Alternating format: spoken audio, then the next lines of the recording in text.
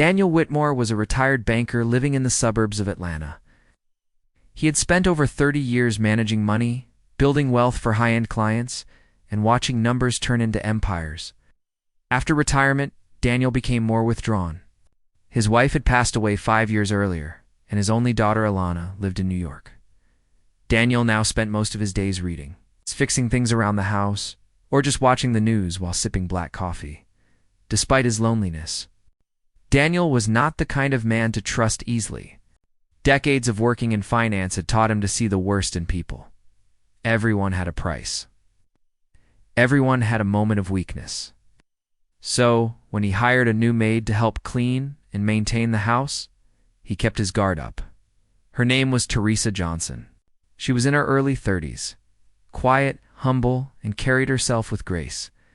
She was African American, a single mother of 2, and had come recommended by a friend of Daniel's who ran a local cleaning agency. She arrived promptly every Monday, Wednesday, and Friday, cleaned the house, did the laundry, polished the hardwood floors, and left before sunset. She barely spoke unless spoken to. Daniel had no particular reason to mistrust her, but something in him refused to let go of his deeply ingrained skepticism. Maybe it was habit, maybe it was boredom, or maybe it was that little itch in his mind that wanted to test just how honest people truly were when they thought no one was watching. One Wednesday morning, Daniel decided to set a trap. He woke up earlier than usual and went down to his study. The room was filled with shelves of dusty financial books and thick curtains that let in just enough morning light to give the space a serious tone. In the far corner stood a large oak cabinet with a hidden wall safe behind a false panel.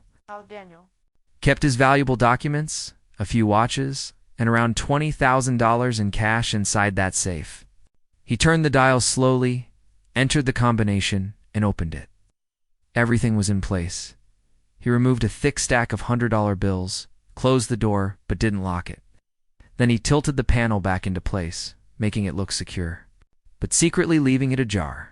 Placed a small hidden camera on the bookshelf across the room, something he'd bought during the early days of the pandemic when crime had increased in the neighborhood. He made sure the camera pointed directly at the cabinet. Then he went about his morning as if nothing had happened. At 9:02 a.m., Teresa arrived. "Morning, Mr. Whitmore," she said gently as she hung her coat. "Morning, Teresa." "The usual today," replied, not looking up from his newspaper. "Of course, sir."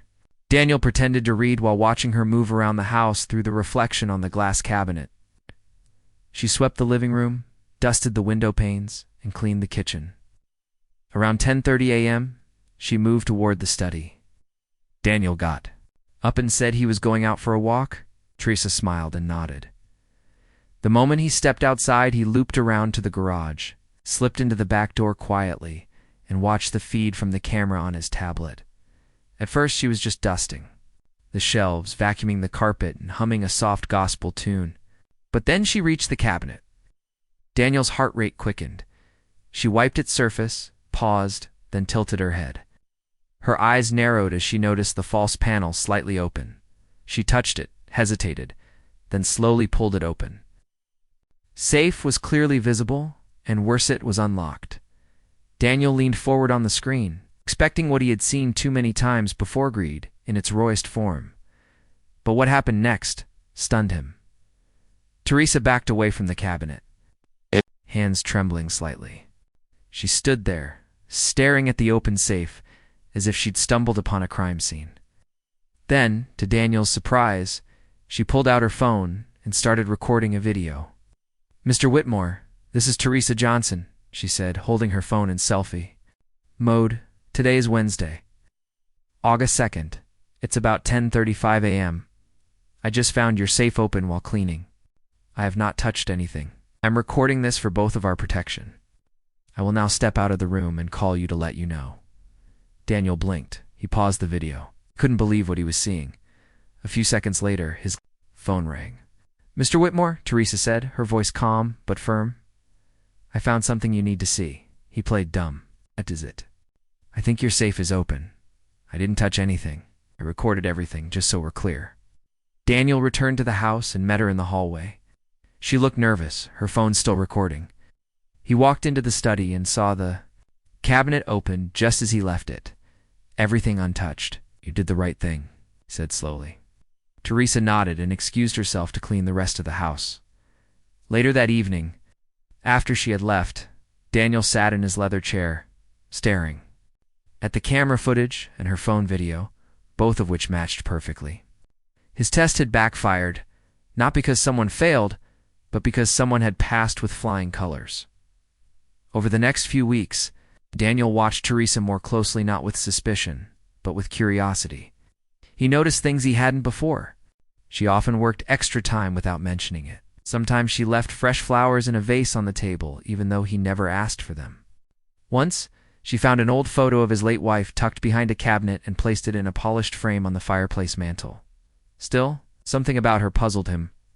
One Friday afternoon, he invited her to sit down for tea before she left. Looked surprised. "Are you sure?" she asked. "Just 10 minutes. She sat cautiously across from him. "Teresa," he began, "I owe you an apology." "For what, sir?" "I tested you a few weeks ago. I left the safe open on purpose, thinking you might well be tempted." She looked down and smiled faintly. "I figured you did. You're not the first." That caught him off guard. "Not the first?" She nodded. "I used to clean for a man in Buckhead. Similar test. He put a $100 bill under his daughter's pillow. Then he fired me because I touched the bed the wrong way. People like to test others when they don't want to trust." Daniel was silent for a moment. "You must think I'm awful." She looked him in the eye. "I think you're lonely, Mr. Whitmore, and scared. Not of me, but of people in general.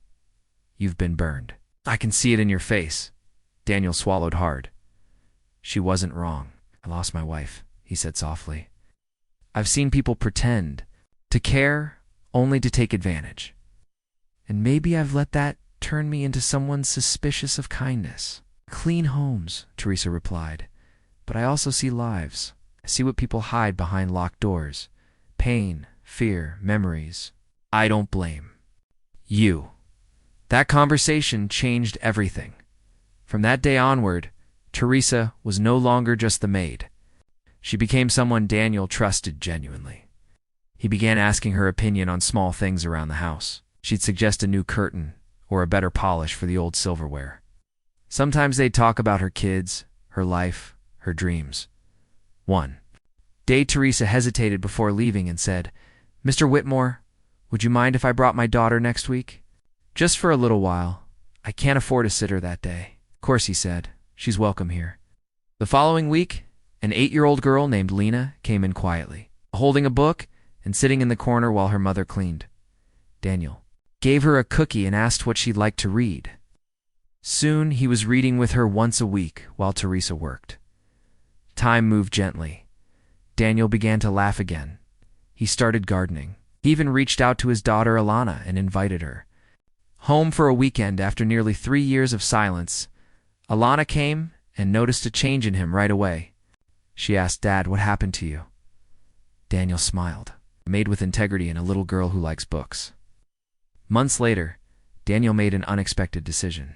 Called his lawyer and updated his will. He left a trust fund for Teresa's children and a letter that simply read, "In a world where honesty is tested in secret, you showed character when no one was watching.